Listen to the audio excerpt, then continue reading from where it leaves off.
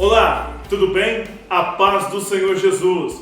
Estamos em um ano eleitoral e vamos falar a respeito de política. E para nos ajudar a debater a respeito deste tema tão importante, está conosco o professor da Escola Bíblica Dominical, presbítero Neemias Miqueias, que também é presidente da Fundação Filadélfia, é formado em assistência social, ele é assistente social e pós-graduado em gestão e políticas públicas. Conosco também o nosso pastor, já esteve aqui antes, está voltando para nos ajudar, pastor Gilberto Donizete, que é pastor da nossa igreja, é geógrafo, formado em psicopedagogia, pós-graduado e pós-graduado também em direitos humanos, né, pastor? E vai nos ajudar aí, nos auxiliar a debater a respeito deste tema, que inclusive temos eleições neste ano. E para você que nos acompanha sempre, eu vou fazer aquele pedido para você curtir aí a nossa publicação, o nosso vídeo, com um joinha, deixar também os seus comentários a respeito do tema,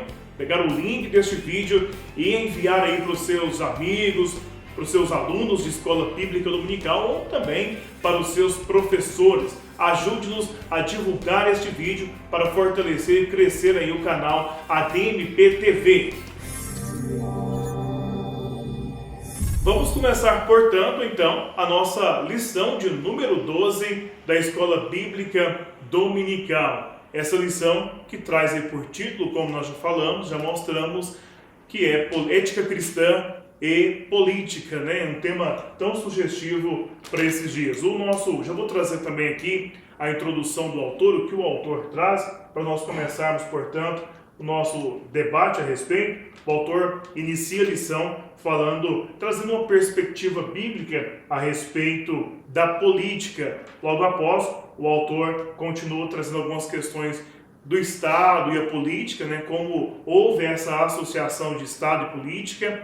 O pastor Jober vai trazer um pouco para a gente a respeito dessa questão um pouco mais histórica, e temos algumas questões que ele deixa pro fim, né, da metade para o fim, que é a herança protestante aí na política, por exemplo, o Estado laico, início dessa ideia de Estado laico, o que aprimorou e muito aí o desenvolvimento das cidades, dos países também. E ele finaliza trazendo como que o cristão deve se comportar diante da política e sobre esses temas que nós vamos debater aqui. Professor Neemias, eu já começo pelo Senhor. Mais uma vez eu quero agradecer aqui a sua presença. Muito obrigado. Já faço a primeira pergunta para você que trabalha tão próximo aí a essas questões políticas, né? Eu queria te perguntar a importância da política, especialmente para a igreja, para os trabalhos da igreja. Pode ser o presbítero Rodrigo, primeiro agradecer, pode ser o pastor Júlio, uma honra estar com o senhor aqui, agradecer o convite, né, de falar dessa temática tão importante. Olha, eu vejo o papel social da igreja em dois aspectos, né? Nós temos um aspecto que é o aspecto dos valores, dos princípios, valorização da família, entre outros, e nós temos o papel da igreja frente às problemáticas sociais, às expressões da questão social. E é nesse ponto que entra a questão da política, né? Ou a gestão dessas políticas públicas.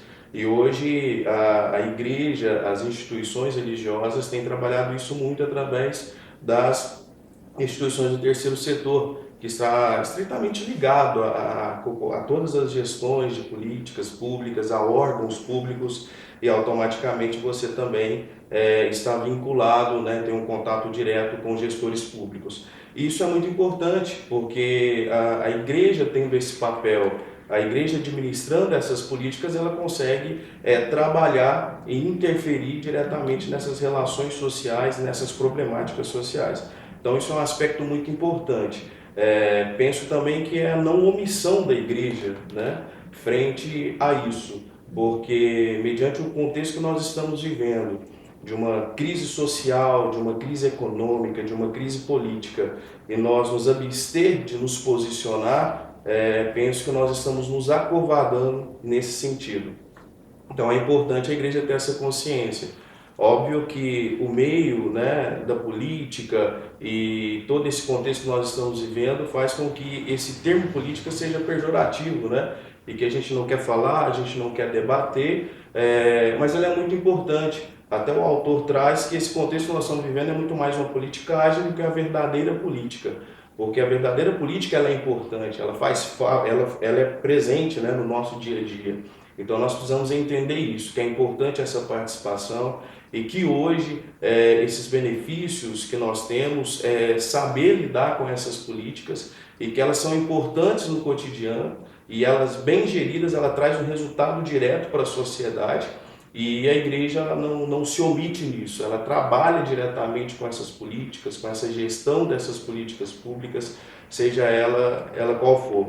Então, é importante nós termos esse conhecimento, nós temos essa amplitude de ver que somos cidadãos também, né? E com cidadãos dotados de direitos, de deveres, devemos ser participativos e entender a importância dessa política nesse contexto que nós estamos. Ouvindo o professor Neemias, né, que também é presidente da fundação, né, pastor, e ele que trabalha diretamente com isso, parece que a relação igreja política ou igreja gestores parece que tem sido boa. Mas essa relação da igreja e os poderes já não é de hoje, né? O apóstolo Paulo, que é o texto áureo da lição, o texto áureo vem da seguinte forma: portanto, dai a cada um o que deveis, a quem tributo, tributo, e a quem impostos, imposto, e a quem temor, temor, e quem honra, honra.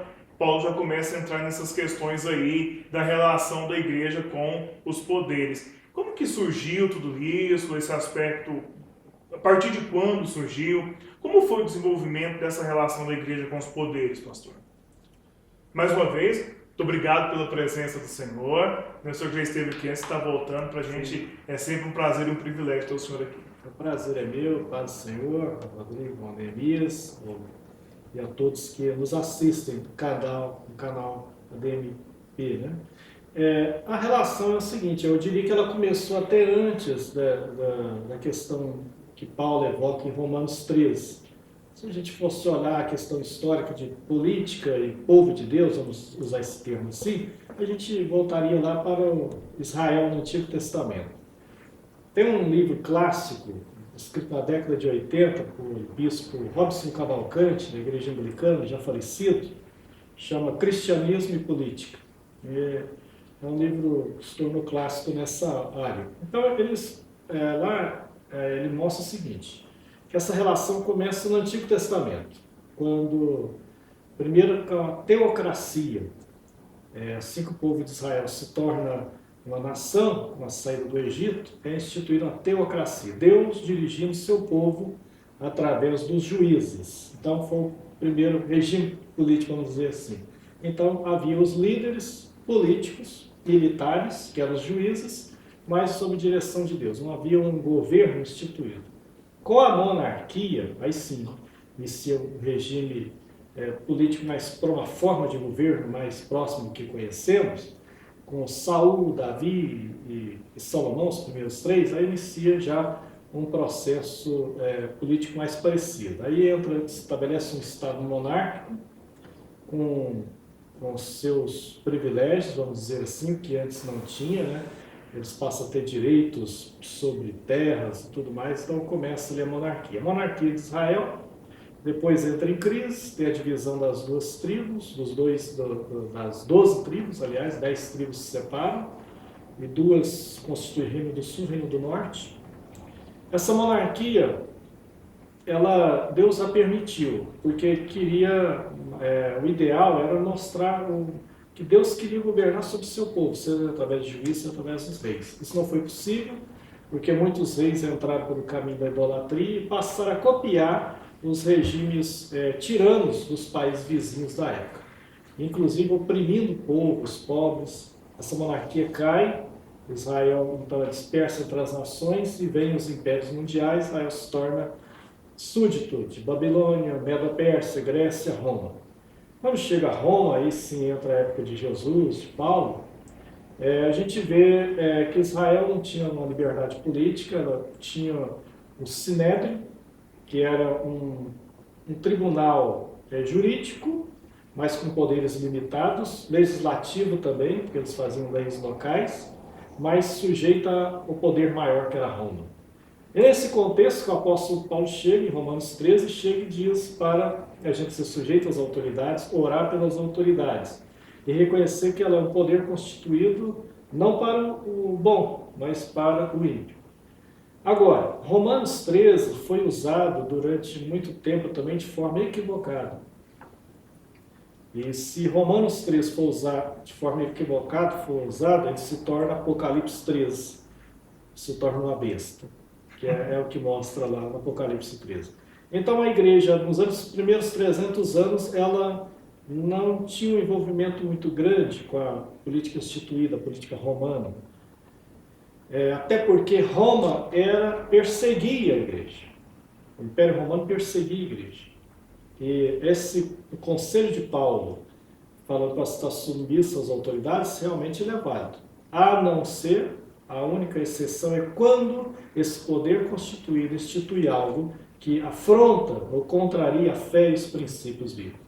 Aí, nesse sentido, você não está obrigado a estar sujeito, como eles não estiveram. Quando Roma diz, olha, vocês são obrigados a fazer o culto ao imperador, eles falavam, não. César é o Senhor, eles falavam, não, Jesus Cristo é o Senhor. No ano 313, Constantino cessa a perseguição aos cristãos e ele passa a subsidiar, ele passa a influenciar na igreja, ele passa a nomear bispos, é construído o primeiro templo depois de 300 anos, e essa relação ela vai ficando pior no ano 500, 400, 500 depois de Cristo, porque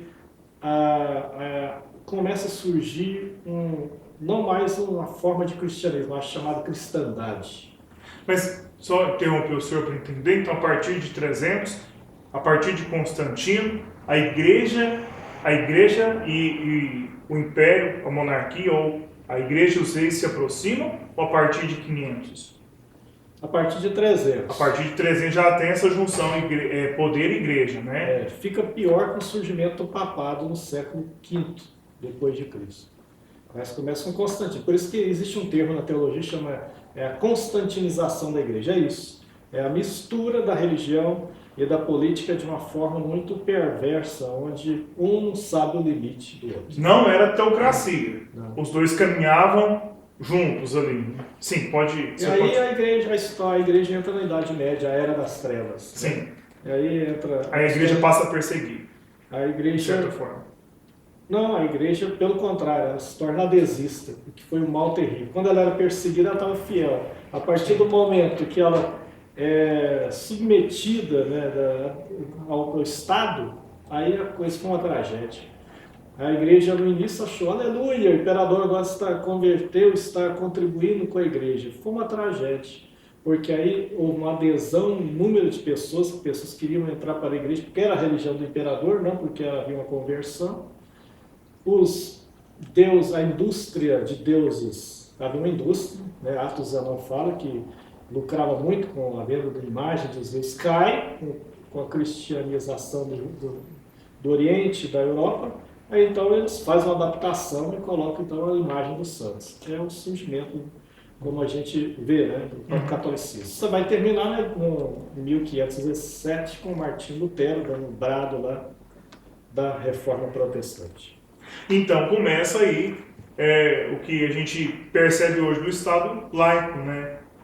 O poder, a igreja, pode-se ter as diversas religiões no país, elas trabalham, elas existem, elas coexistem, mas sem interferência. Seria mais ou menos nesse período essa ideia do Estado laico ou foi depois? Foi depois. Nessa época, claro que separou-se um pouco, mas, por exemplo, o protestantismo, nem em todo lugar ele é Estado laico. Ele tem separação entre igreja e Estado.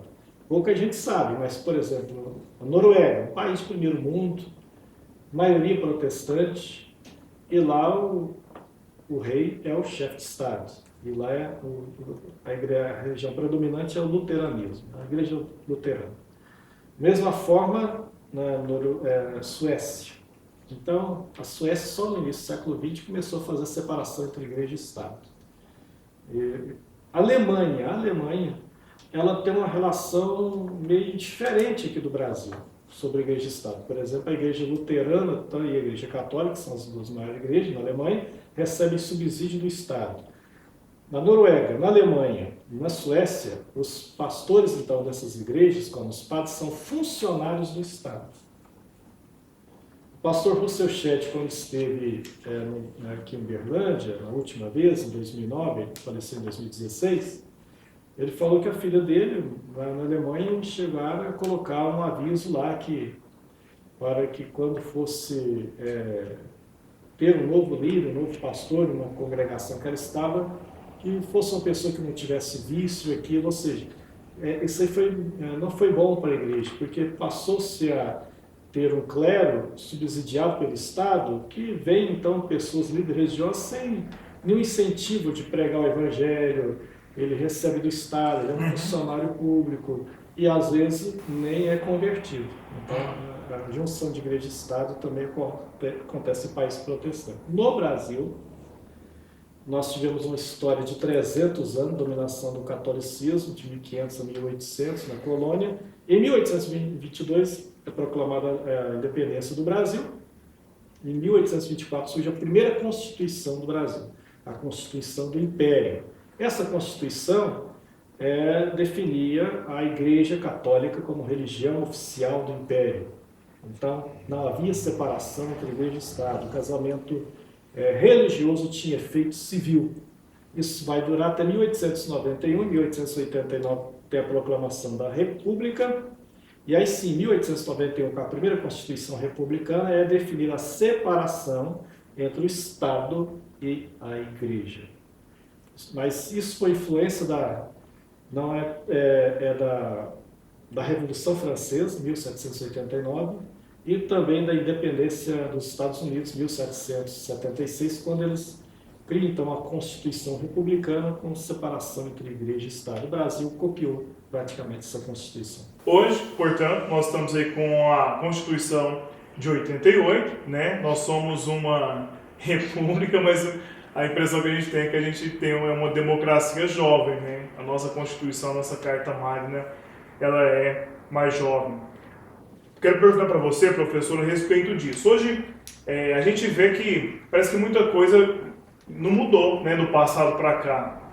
Ou mudou, né? Depende da forma que nós vemos isso. Como que tem sido essa relação as pessoas têm entendido isso? A gente costuma observar nas salas de aulas, quando se toca nesse assunto, uma agitação e uma euforia das pessoas. Como que os alunos têm visto isso nas salas de aula, esse tema de política, e como que o senhor aconselha os professores a ministrarem esse tema nas salas de aula? Olha, Rodrigo, eu até estava comentando um pouco aqui com o pastor Zuber, que essas temáticas, né, mostram para nós que precisamos estar atualizados a discutir alguns temas que são tão atuais, às vezes tão polêmicos, e em alguns momentos nós nos omitimos, né, de poder estar debatendo sobre isso.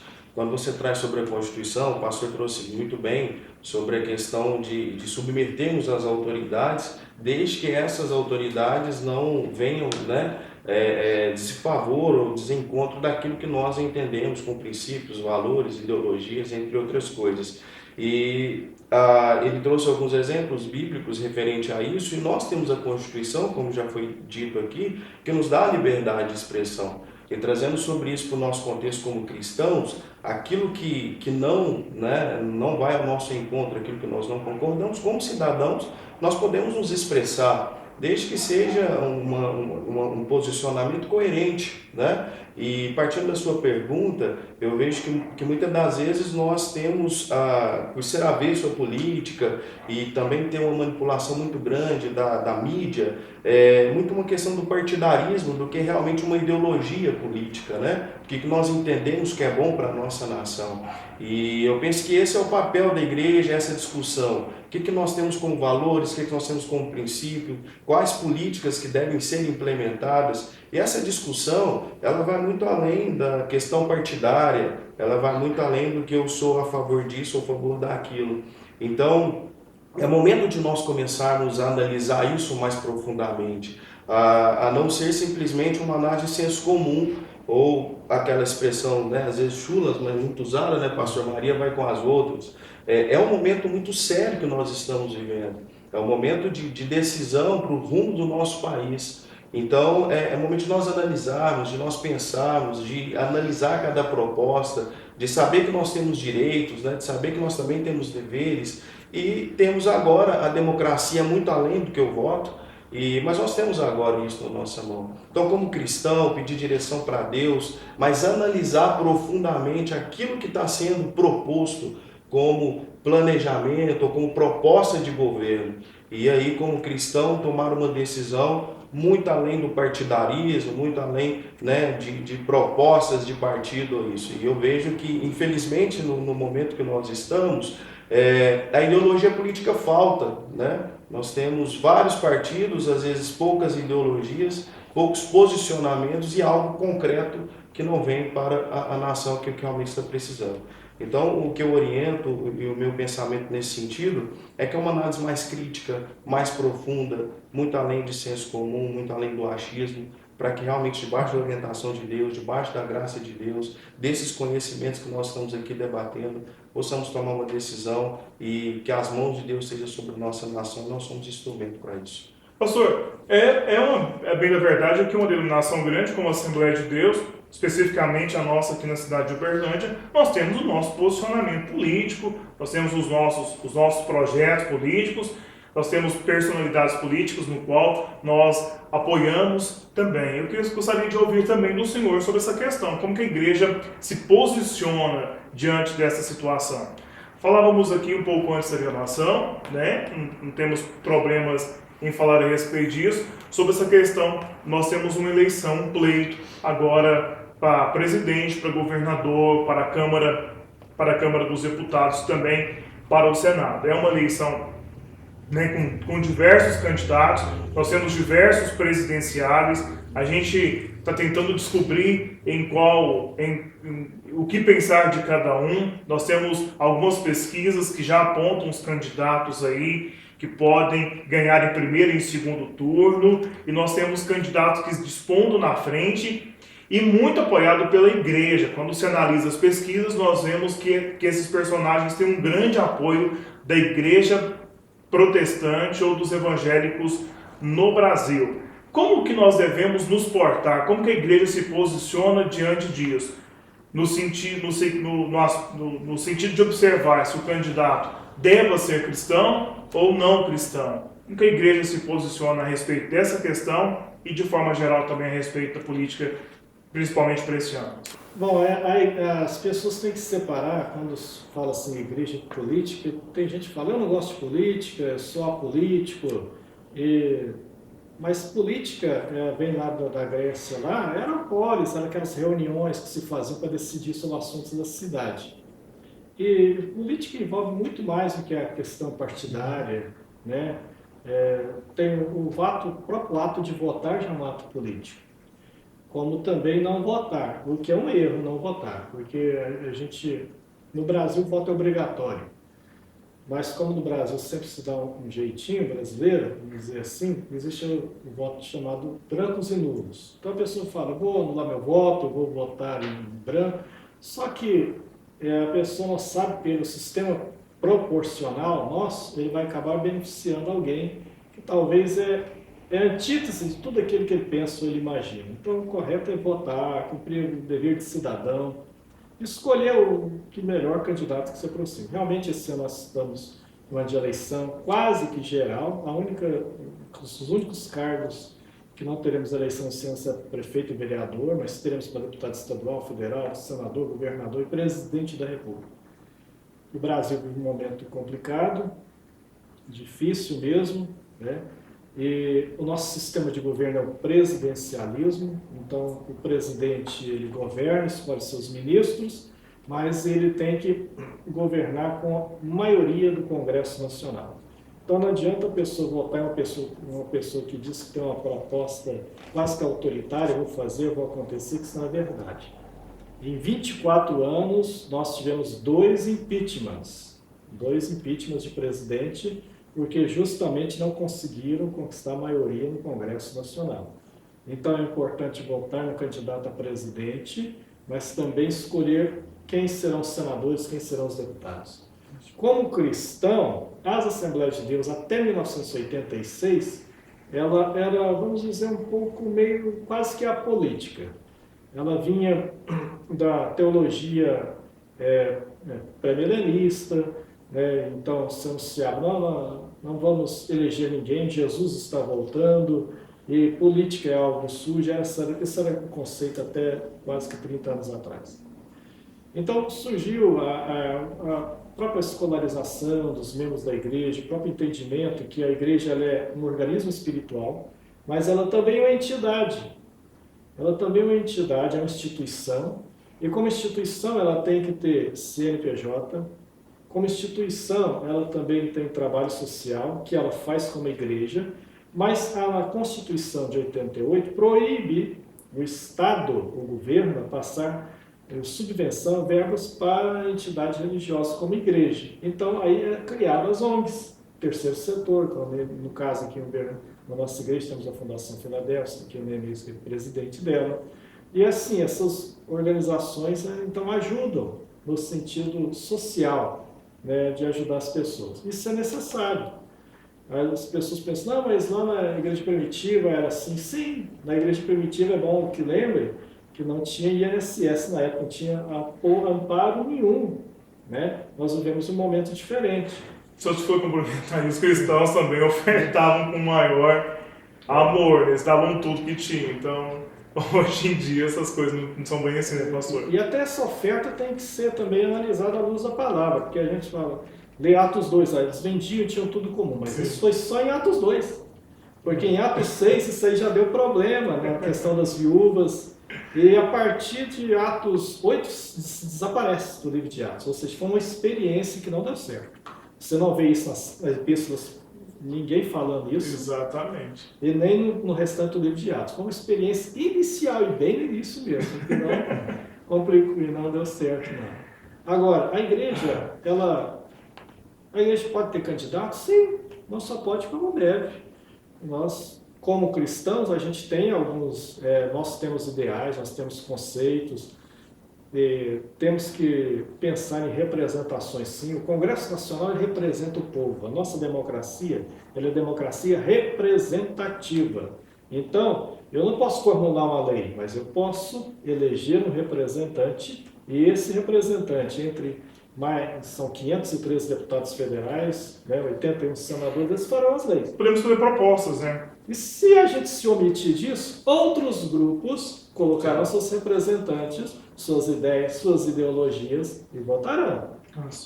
Pastor, eu, inclusive, só complementando também, passar para você agora, nós temos uma das bancadas mais representativas no Congresso, que é a bancada evangélica.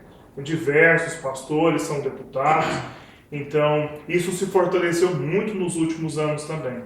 Importante ressaltar, é importante falar também para os nossos alunos a questão que muitas das vezes, isso também é uma opinião, muitas das vezes a gente deseja votar em candidatos sempre evangélicos. Eu aconselho as pessoas a procurarem candidatos cristãos que tenham aqui os mesmos princípios do que eu. Claro que nós observamos, e eu vou trazer essa fala até para isentá-los, claro que a gente sabe que muitas das vezes um candidato, um político que é cristão, que se diz cristão, dá um mau exemplo e se vê envolvido em falcatruas. Mas isso não significa que todo o contexto é ruim, que todo o conjunto é ruim. Tem sim cristãos que dão um mau testemunho? Sim, mas eu acredito também que isso não deva ser levado em conta no aspecto do voto. Você pode escolher depois um outro candidato, tirá-lo de lá, se der um mau testemunho. Não sei se vocês compartilham dessa mesma opinião, eu deixo aberto para vocês essa opinião. Tem uma frase do Fernando Dias Lopes, que eu acho que se enquadra muito nesse contexto que nós estamos falando, né? Ele diz que muitas das vezes nós falamos, o poder corrompe, né? Olha, não é o poder que corrompe, né? O poder, ele mostra quem é corruptível, né? Acho que isso é muito interessante, porque a gente não pode associar o poder simplesmente só à política. O poder tem diversas esferas, né? Então isso é muito importante. Às vezes é o poder que vai mostrar. Agora, compartilho do que o pastor falou e que nós estamos dizendo, é muito importante nos posicionarmos. Muito importante assumirmos a nossa posição.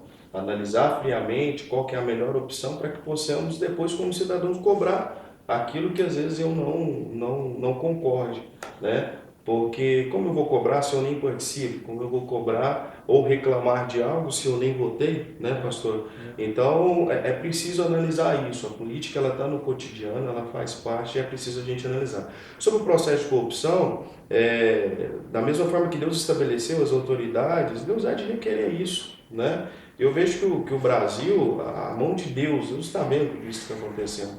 Agora, sobre esse processo de corrupção, de ser cristão ou não, cada um de nós somos sujeitos a isso, né? E a gente não pode associar o poder que vai corromper por conta do poder, porque isso em outras esferas também podem acontecer. Eu penso que é uma análise fria, debaixo da palavra de Deus, da direção de Deus, não de uma forma interpretativa da palavra, né? Como nós estamos aprendendo aqui, que às vezes nós interpretamos ou aprendemos a palavra daquilo da maneira que nos convém, mas debaixo da luz da palavra de Deus, somos cidadãos. Penso que muitas das vezes nós terceirizamos uma responsabilidade. Não, Deus cuida, Deus faz. Não, tem responsabilidade que somos nós, que é nossa. Nós precisamos assumir como cidadãos, como homens de Deus, né? Então, ao invés de nós terceirizarmos, endemonizar as coisas e saber que é um assunto sério, é um assunto que faz parte do nosso dia a dia, e como cristãos, como igreja, nós devemos ter um posicionamento sim. Eu vi alguns argumentos, alguns comentários de pessoas pedindo intervenção militar. É um absurdo, né, pensarmos a respeito disso, mas isso também é terceirizar, né? Vou passar para os militares a responsabilidade, aí eu não preciso votar, não preciso escolher, não preciso analisar ninguém, eles tomam conta, fazem o que tem que fazer. É um pouco de terceirizar também essa responsabilidade. Pastor, eu gostaria de deixar para o senhor aí as suas considerações finais sobre esse tema, se o senhor quiser complementar para acrescentar tudo isso. Eu quero, em primeiro lugar, agradecer a oportunidade de estar aqui pela segunda vez. Muito obrigado pelo convite, a oportunidade. E quero dizer para todos o seguinte: não deixe de votar, né? Vote consciente, vote naquele candidato que você... O ideal, como cristão, seria votar em um cristão, sim, desde que ele, é claro, seja uma ficha limpa, porque infelizmente tem alguns que não são, nesse você evite votar. Aqueles que estão, você vê que ele é comprometido com a palavra, com a vida cristã ilibada, a vida pública ilibada, então vote nele.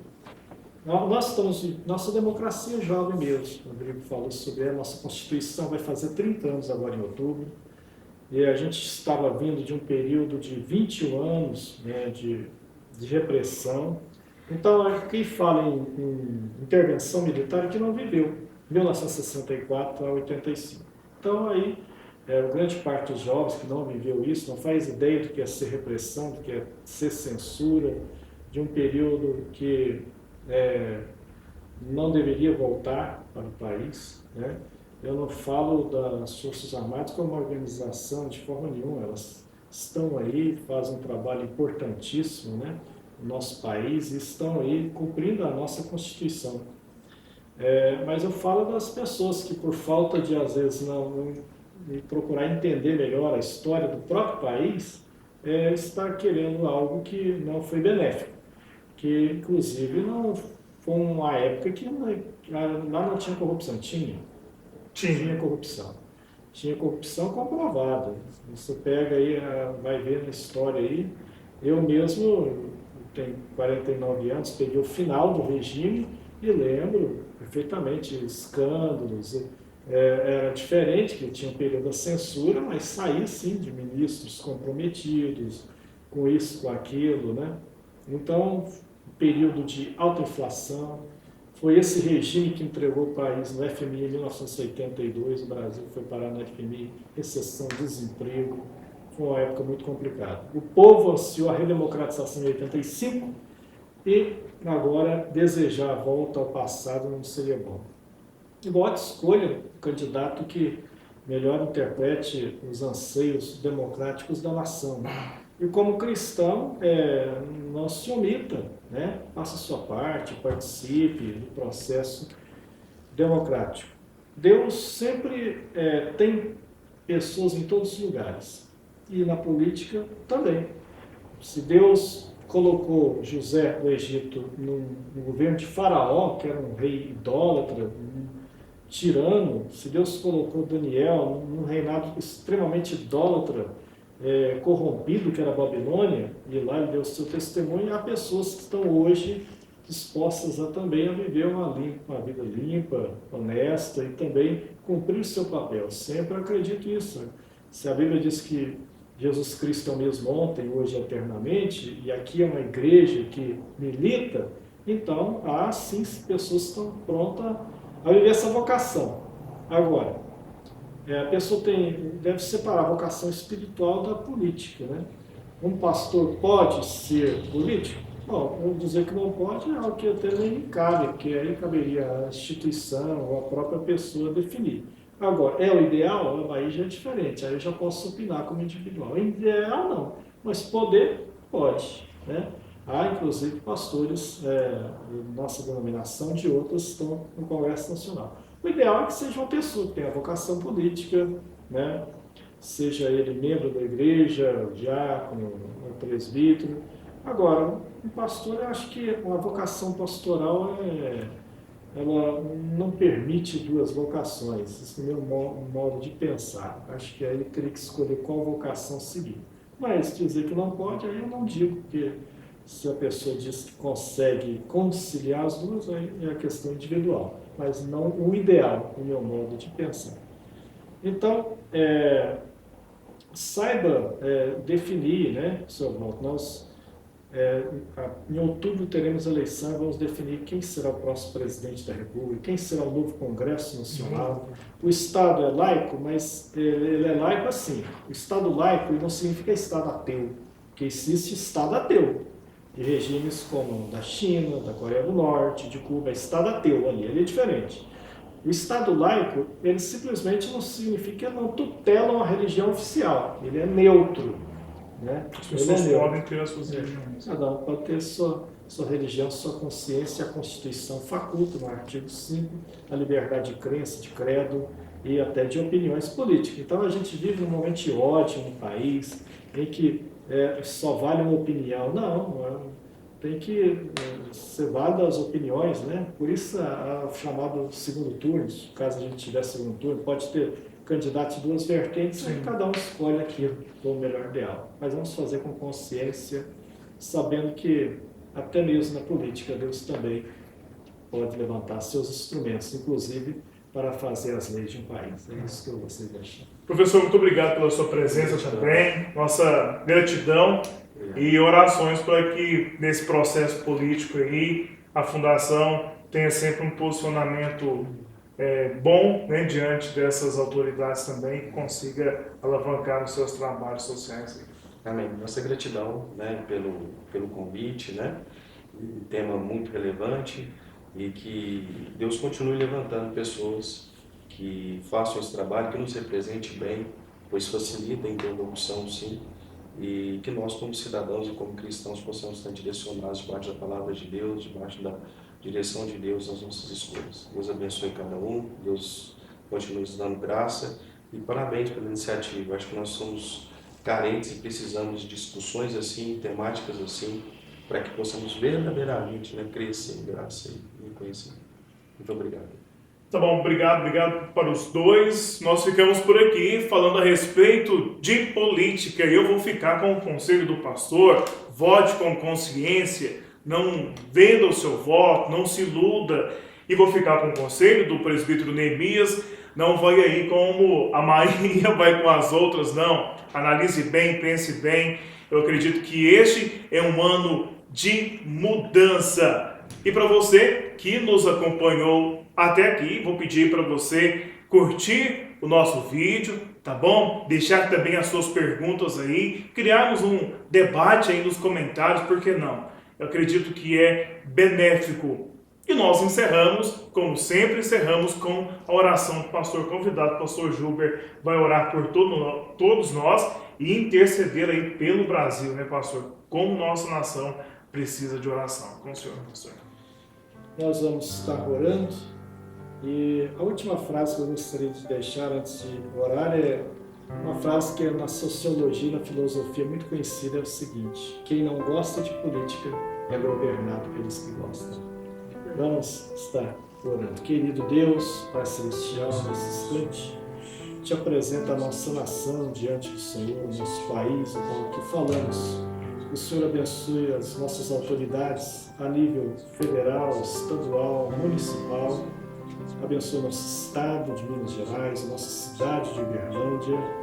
Senhor, as igrejas que aqui estão, todos os cristãos, a nossa denominação em particular, todos que estão nos vendo, nos ouvindo nesse instante. Senhor, a todos que estão aqui, nessa equipe hoje, que peça a tua bênção em favor de todos. Continue nos guardando, que haja, Senhor, paz em nossa nação, não um espírito de ódio.